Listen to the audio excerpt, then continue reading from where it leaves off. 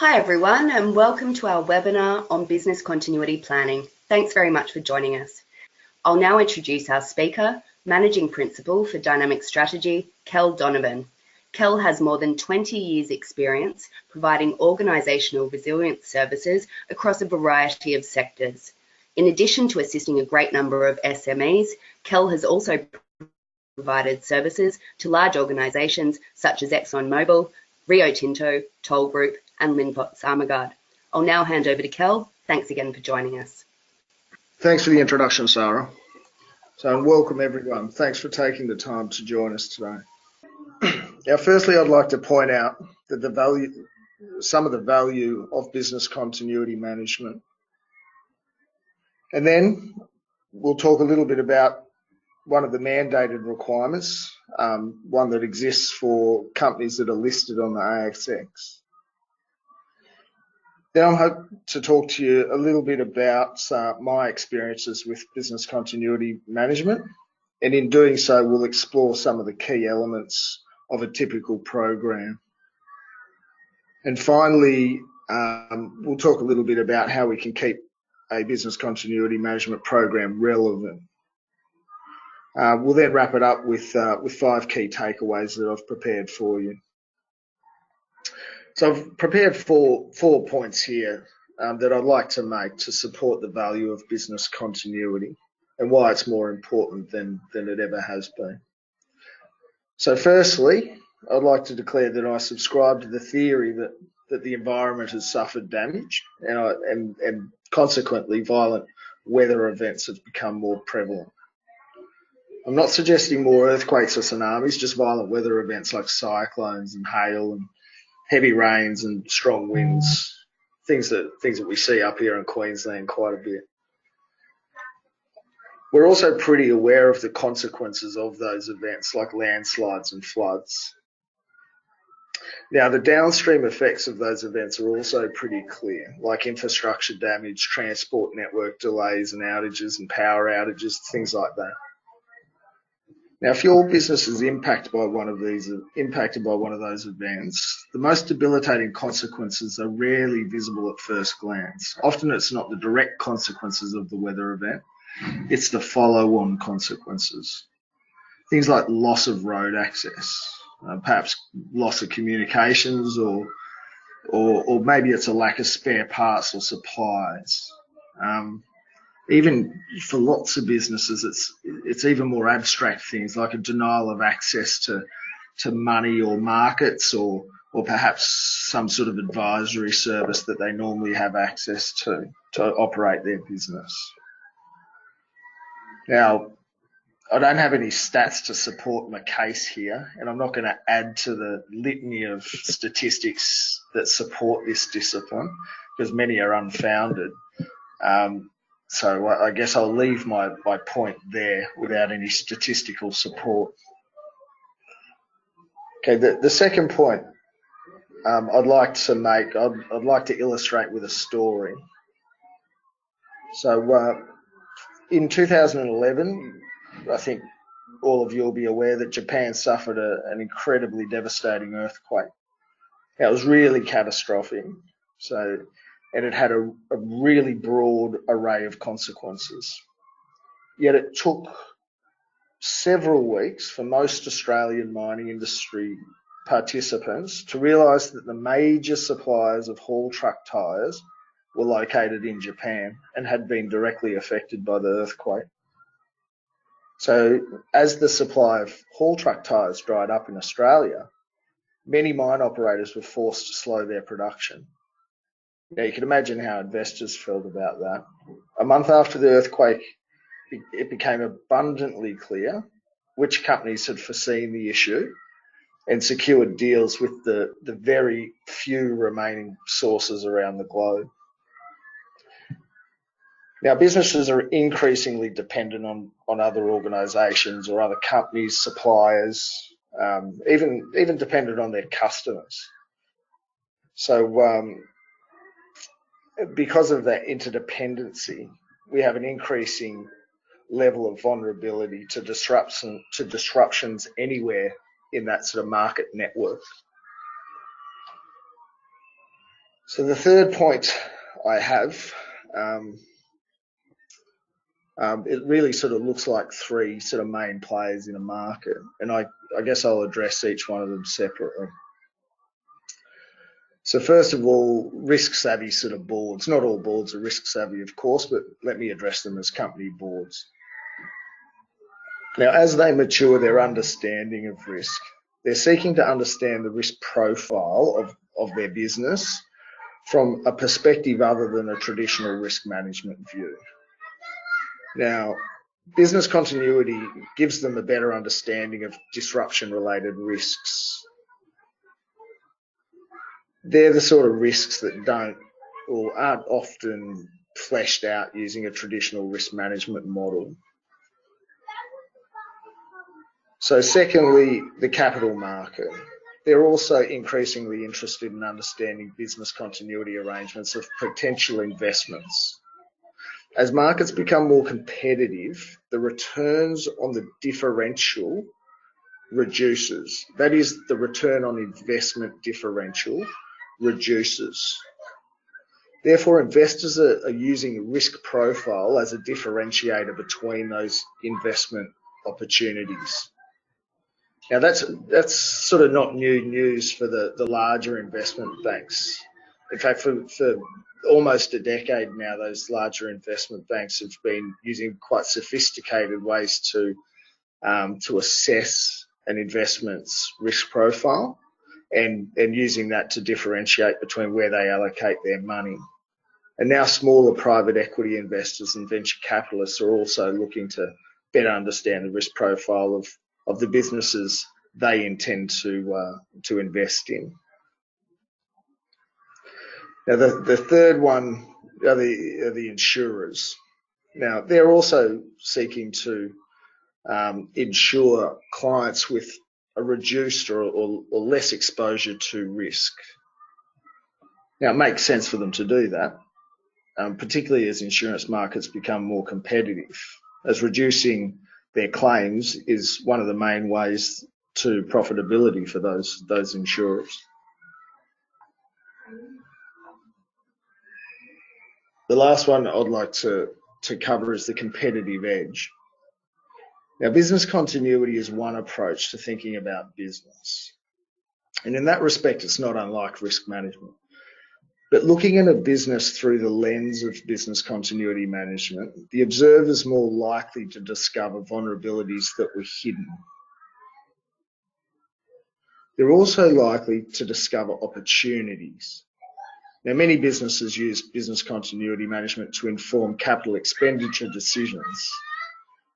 Now, those decisions can make their business more resilient to known risk factors. Now, I've got a remarkable client in the meat industry, and I'd like to share a quick story with you to illustrate my point.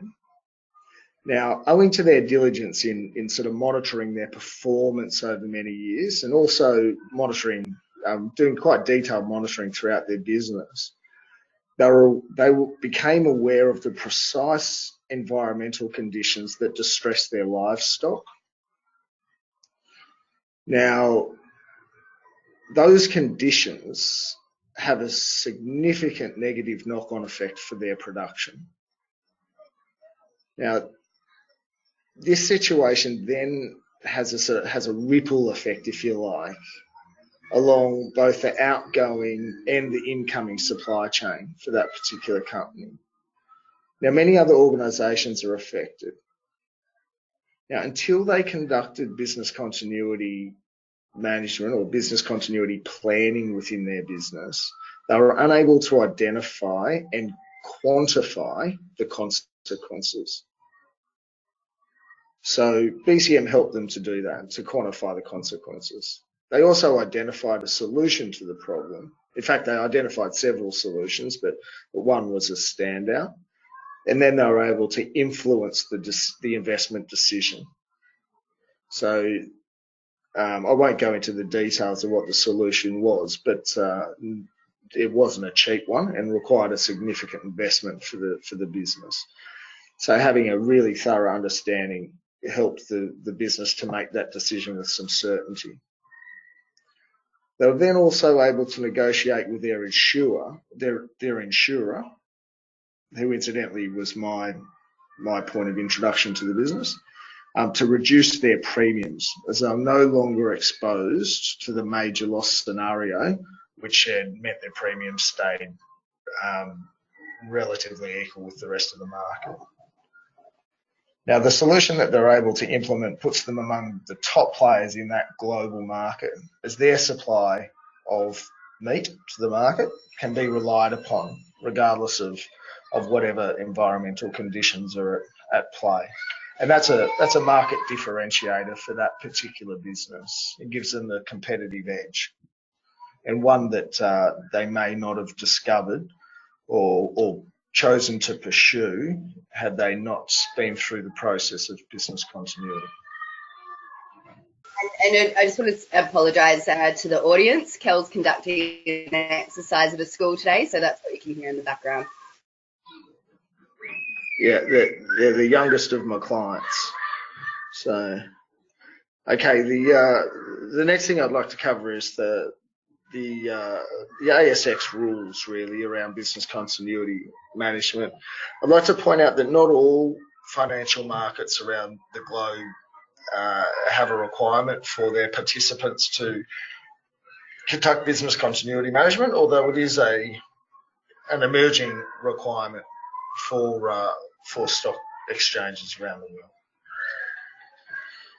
Okay, so the ASX has operating rules that specify that all listed organisations have to have adequate disaster recovery and business continuity arrangements in place. Now, in addition, they do specify that they should be tested annually. Now, adequate arrangements according to the ASX include a business continuity plan, which ensures operational recovery as soon as practical, with minimal damage post-disruption. Now, it's all a bit sort of loose and qualitative, that particular description. And, you know, they do check to ensure that their market participants have plans in place.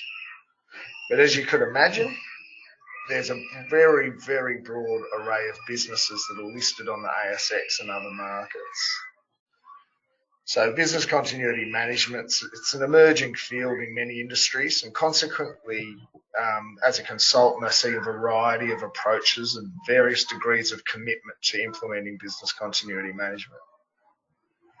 And while the ASX stipulates the requirements, it does audit organisations for proof of their plans and records of testing.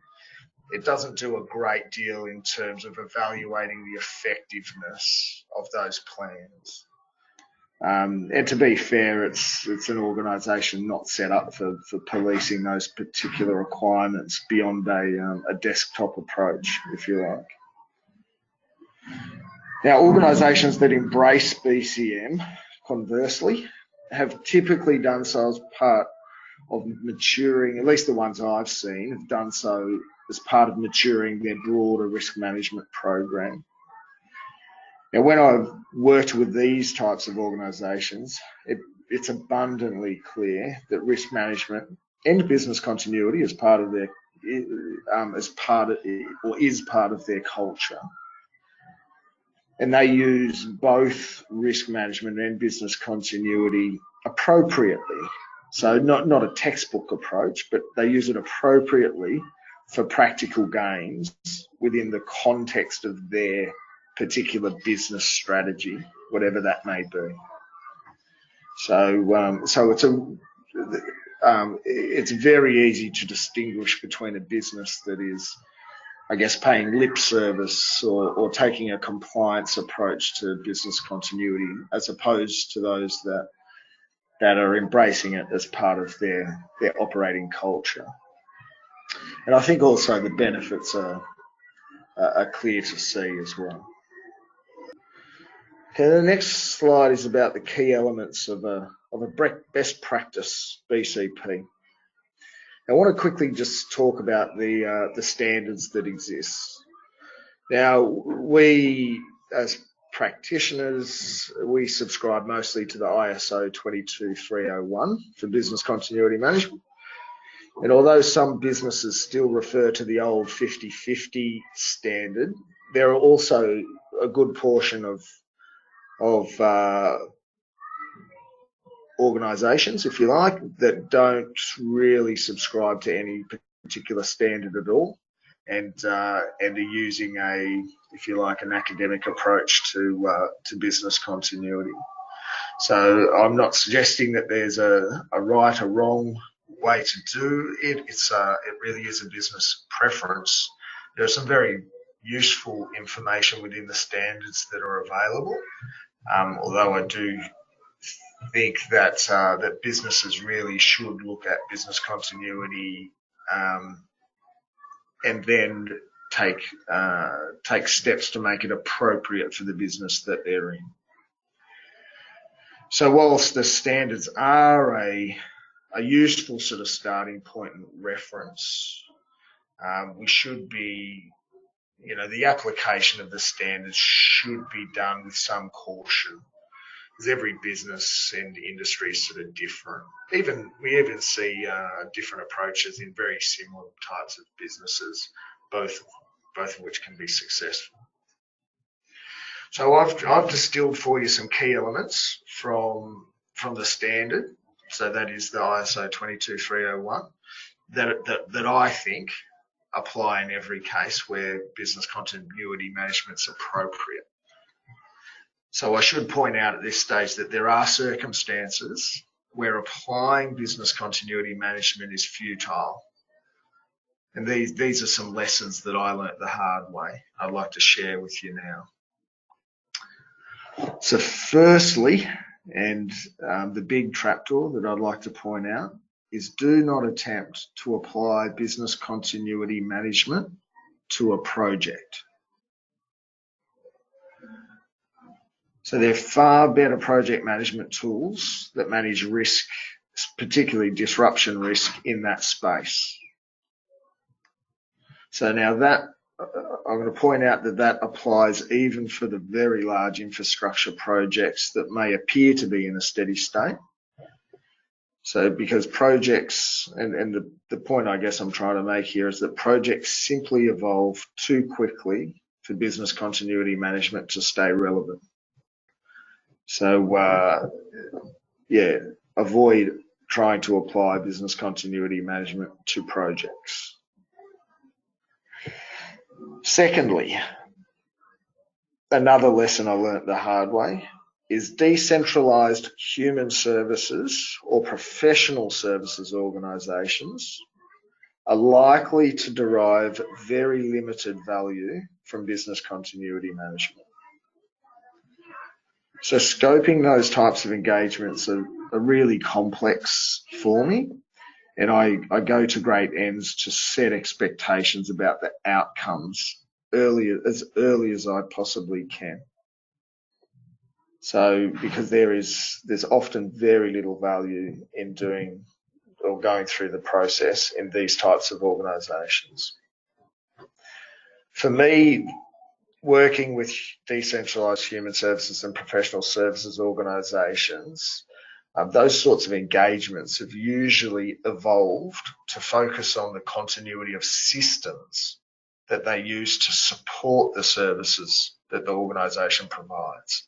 So systems like IT or communications or payroll, or even in some circumstances, we'll look at project management tools and how they can be maintained.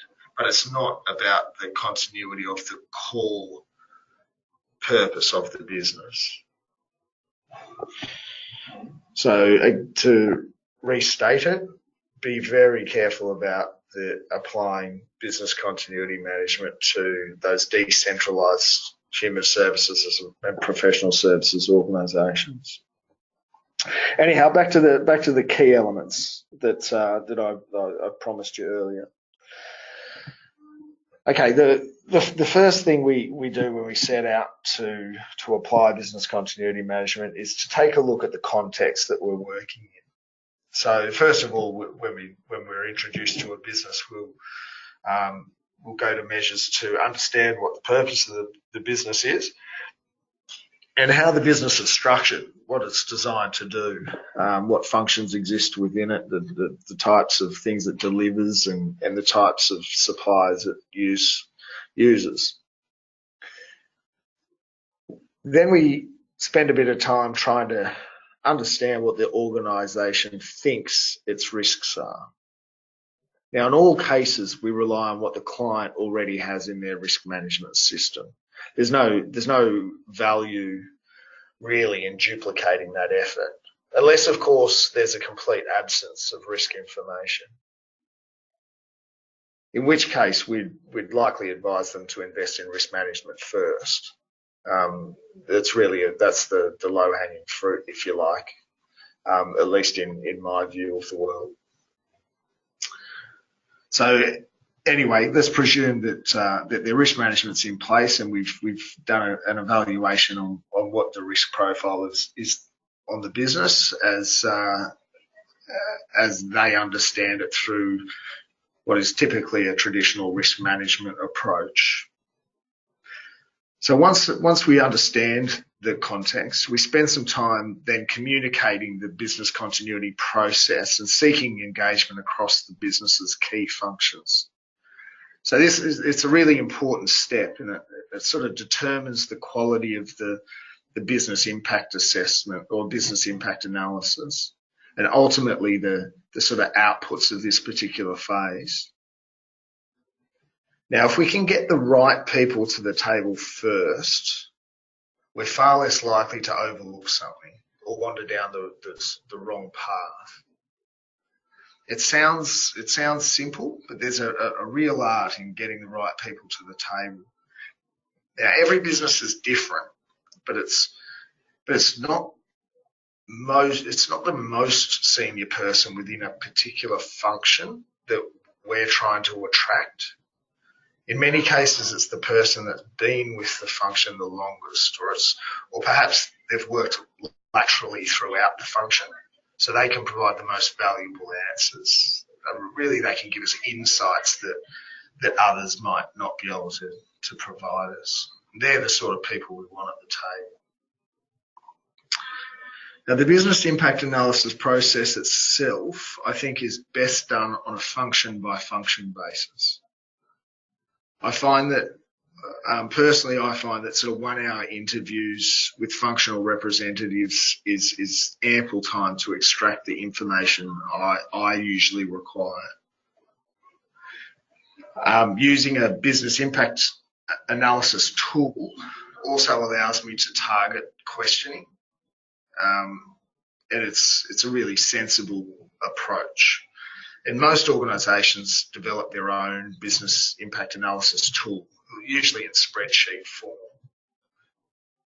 So one of the business impact analysis outcomes is the identification of a potential workaround strategy or a workaround plan.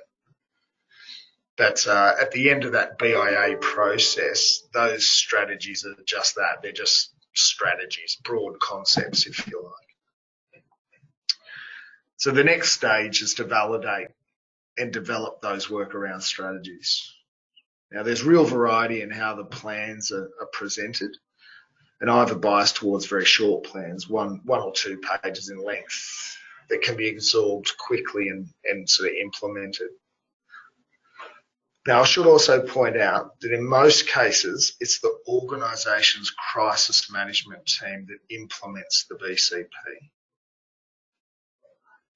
Now, you'll have to excuse terminology here. I'm aware that across industries and organisations, a crisis management team might be called something else, perhaps a critical incident team or a business resilience team or a host of other terms. But what I'm referring to is the most senior management or most senior decision-making body. So it's usually that team that'll direct the implementation of the business continuity plan. So usually those teams will have a business continuity representative on the team. but ultimately that team will do the implementation. So I think that the plan should be written for that audience. Now, where more technical information is required, such as for an IT-related disruption, then sub-plans should be created and hosted by the people that are intended to use them.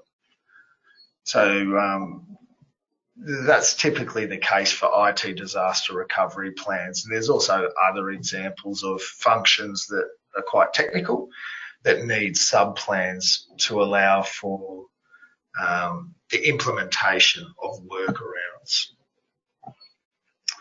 Anyhow, once the business continuity plans are in place, implementation should be the focus.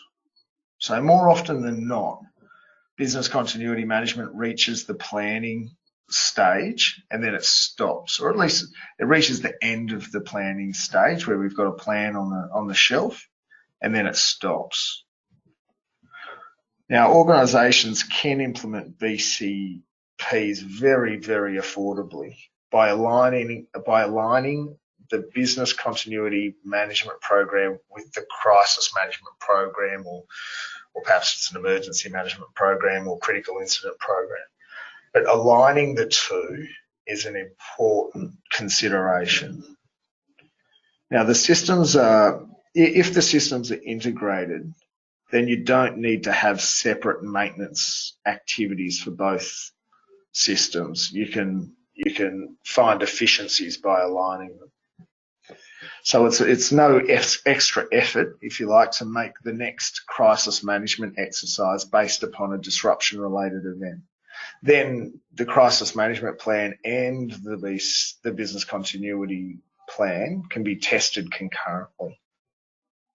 It's similar for the IT disaster recovery plan. Most cases, the exercises will become, once we combine these, the exercises naturally become more cerebral, and the participants in those exercises enjoy the engagement, if you like, or become more engaged and get more out of it. So it's a valuable thing to do to integrate those programs. We've just had a question from Andrew just regarding this slide. He's asked, how many of your clients are you seeing completing a formal 22301 certification? Less than 5%, I would say. Obviously I've just plucked that figure, but there are only two that I can recall straight away. There are others that seek certification without my input, but very few are seeking it. From my perspective, I should say.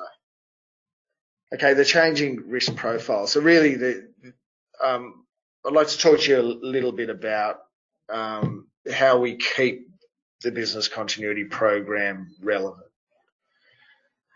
Now, choosing the business continuity, I guess the internal champion for the business continuity program is a really important success factor. Now, there's no right answer here, but I do want to discuss it briefly with you, so I can share some of the considerations. Now, from my point of view, I do think it is somebody that either has technical competency in business continuity or is willing to do a short read up and get themselves across the theory of business continuity. It's not a difficult discipline to get your head around, and it's worth taking the time to read up on the technical side of the discipline. We do think that the internal champion also needs to come with some influence within the business. Somebody that can identify and bring the right people to the table to get the right information into the system.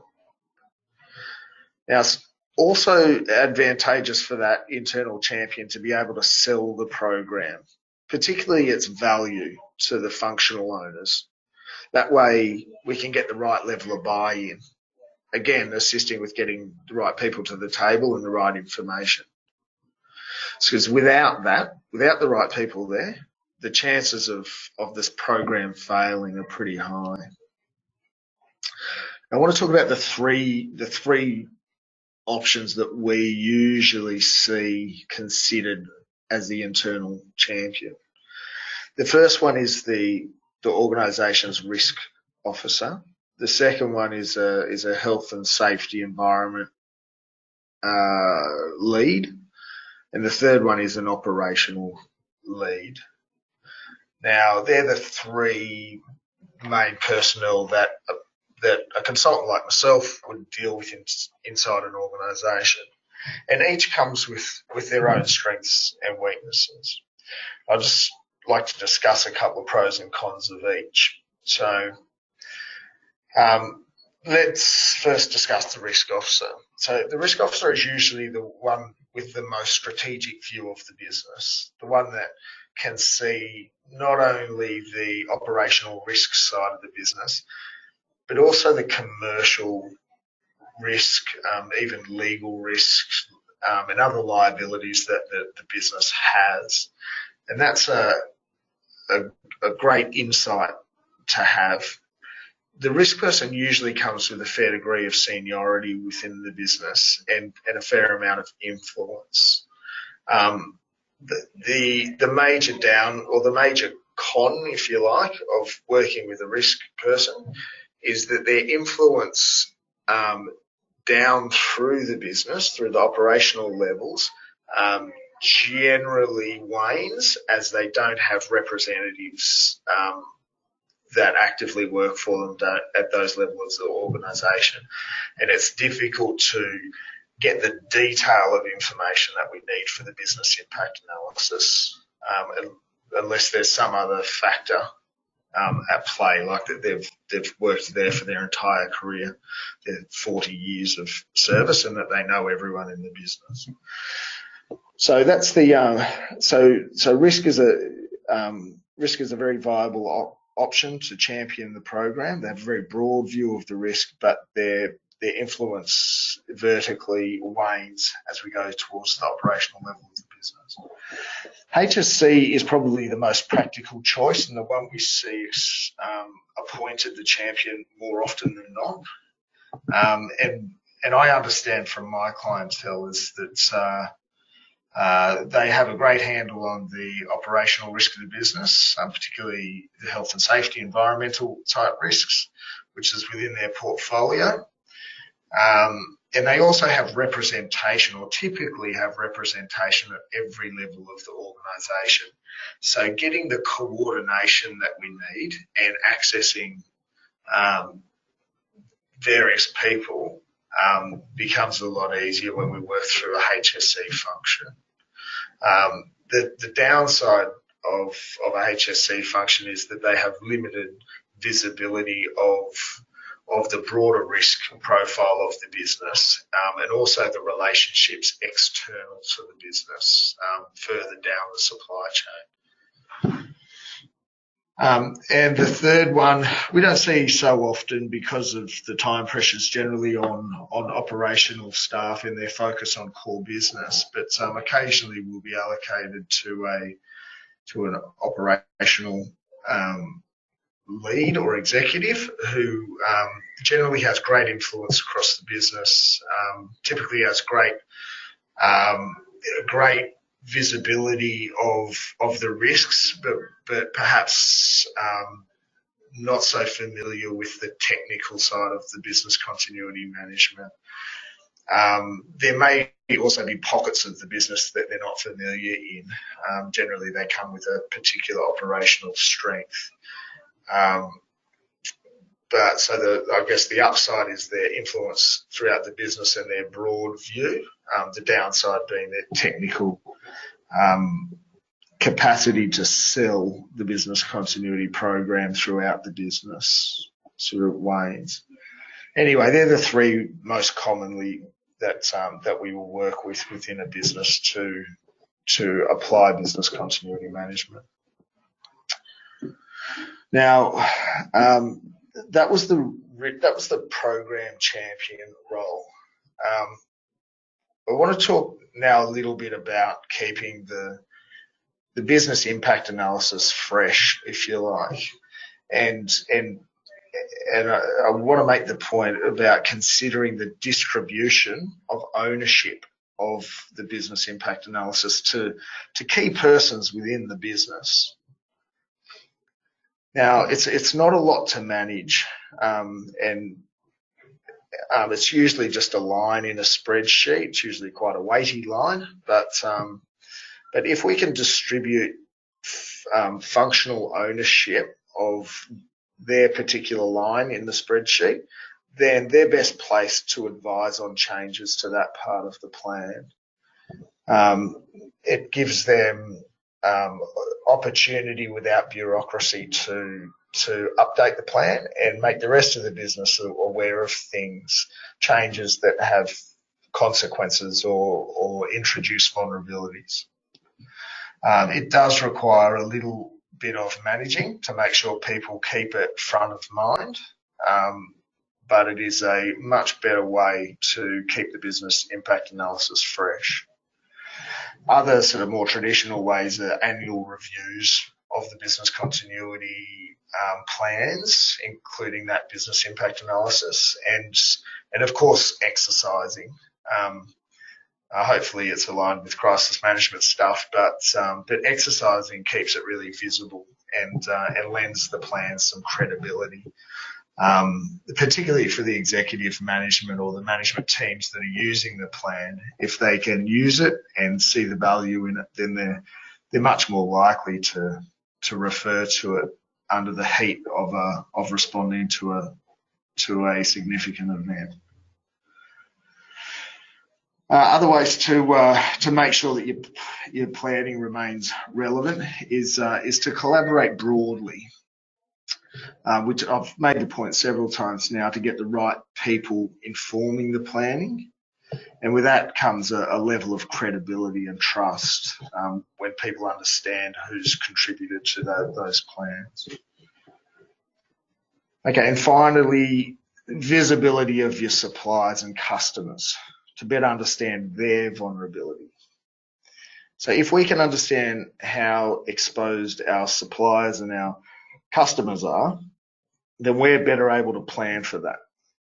So 5 years ago, some very mature businesses that I was working with declared that they still had exposure to supplier failure.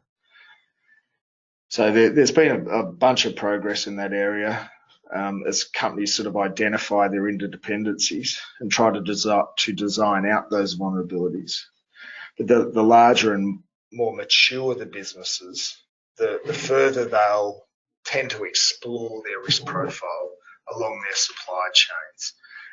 And perhaps you're in an organisation that does that. But increasingly businesses are asking questions of their suppliers and service providers. Okay, so I'll just wait for that slideshow. So some key takeaways from me. Okay, the first takeaway I've got for you is that organisations are more vulnerable to risk factors or to factors outside of their control. Now that goes to my point about environmental conditions, but also increasing interdependencies across the marketplace. So my second takeaway is that the market is increasingly seeking lower risk investments. So as investors seek to make more money and markets become more competitive, they're pursuing lower risk investments. So BCM is a great way to demonstrate that. The third point is that a plan on or implementation is just as important as planning. So a plan on a shelf is just that. It won't be dusted off during an emergency. I've seen plenty of emergencies situations being involved in supporting organisations through them, and under pressure, plans that weren't familiar to people just were overlooked. They generally resurface during the investigation afterwards. So communicating the plan and making sure the right people know how to use it is just as important as developing it. Plus, the cost of implementing the plan can be picked up by the crisis management program. So, and I won't remake that point.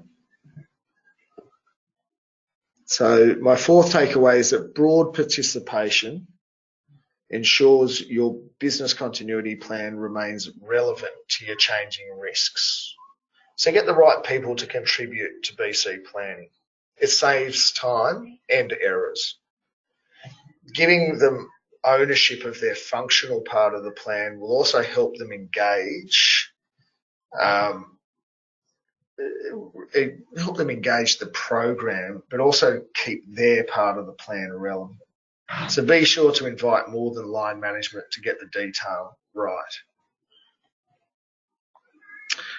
Now, point 5 is business continuity planning enhances organisational resilience by improving recovery times. And I'd like to share a short story about 2 businesses that I was working with during the 2011 Brisbane floods, probably the least spectacular event that I've been involved with. Now, both similar businesses were in Brisbane, and although they weren't co-located, they both suffered similar effects from the flooding. That is, similar direct effects. Now, some of you may recall that there was a few days' notice before the waters rose in Brisbane, and some preparations were conducted by both sort of companies. In fact, the whole of Brisbane City was busy sort of preparing for the waters to rise. Now, I'll call one of the companies Company A and the other Company B. Now, both companies prepared their offices, did their normal sort of things, clearing desks and lifting tables and, clearing cars out of car parks and whatnot. Some organisations even moved servers and things to other facilities and redirected phone lines and whatnot. So they also, did all the normal things about informing staff about working from home arrangements and whatnot. Now, both companies operated from home locations for 3 days. That is that, they sent their workers home and got them to work from home till the waters went down, till they receded. Now, while working remotely, Company B was planning and resourcing for the reoccupation of their office. They were able to secure cleaning contractors and electricians and air conditioning service providers and IT guys and even catering for their staff for the reoccupation. Whereas Company A, on the other hand, they waited until the return. Their whole plan was around going back in and doing an assessment on whatever the damage was and then working it out later. Problem is, when they attempted to secure the same resources that Company B had already secured, they were placed on 4 to 8 week waiting lists. So now, to be clear, very, very few insurance policies will cover that type of loss. And that sort of effect can be devastating for organisations. So my point here is that if a crisis, including significant sort of disruption events, are not proactively managed early, the consequences escalate on a logarithmic scale, way, way out of proportion to the delay at the start. So having practical BCPs in place will allow your management teams to make better decisions early. And that in turn will reduce the time required for recovery and increase your chances of surviving the event that you suffered in the first place. So that concludes our presentation. If there are any questions. Oh, we have 2 questions. The first one is from Ingrid. She wants to know what industries tend to be good at and tend to fall short in business continuity planning.